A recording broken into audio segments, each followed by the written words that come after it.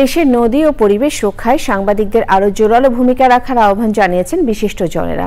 চট্টগ্রাম বিশ্ববিদ্যালয়ের Halda river research laboratory সেমিনারে পরিবেশ সাংবাদিকতার উন্নয়নে গণমাধ্যম কর্মীদের সুযোগ সুবিধা বৃদ্ধি ও প্রশিক্ষণে গুরুত্ব দেওয়ার আহ্বান জানান বক্তারা। আলিমার রাজির রিপোর্ট।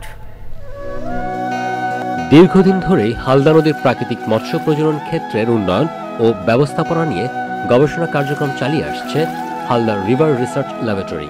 পাশাপাশি গবেষক, পরিবেশ কর্মী, সাংবাদিক ও হালদা নদীর উপর নির্ভর জনগোষ্ঠীর সঙ্গে মত বিনিময় করছে প্রতিষ্ঠানটি।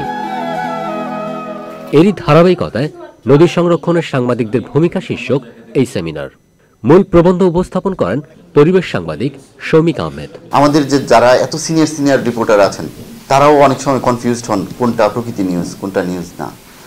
আবার এই সাংবাদিকগুলা যারা লোকালি কাজ করেন তারা এত অল্প টাকায় কাজ করেন যে তাদের পক্ষে যাওয়া সম্ভব না যে আমি 40 মাইল 50 মাইল দূরে একটা উপজেলায় একটা ঘটনা আছে, কোথাও নদী ভরাট হচ্ছে কিংবা দখল দূষণ আছে, তার পক্ষে এগুলো নিয়মিত ফলো আপ করাটা খুব টাফ।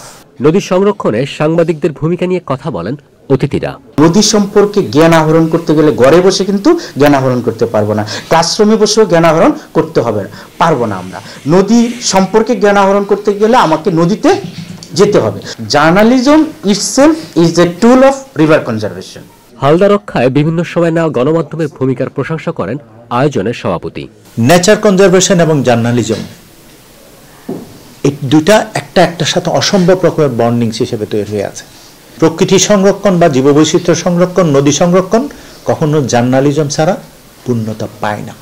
এখানকার স্টুডেন্টদের, শিক্ষার্থীদের মধ্যে যদি আমরা নদীর প্রতি রেসপন্সিবিলিটি তৈরি করতে পারি, নদীর চিন্তা যদি তৈরি করতে পারি, পেশাগতকরণে যখন ছড়িয়ে যাবা তোমার মধ্যে অবশ্যই নদী সংরক্ষণের বিষয়টা প্রায়োরিটি পাবে। হালদার রিভার রিসার্চ ল্যাবরেটরি ও রিভার ক্লাব আয়োজিত সেমিনারের সহযোগী বাংলাদেশ রিভার ফাউন্ডেশন ও গ্রিন প্ল্যানেট। হালদা নদী রক্ষায় অবদান রাখায় অতিথিদের সম্মাননা জানিয়েছে আয়োজকরা। আলিমার রাজি, চ্যানেল আই, চট্টগ্রাম।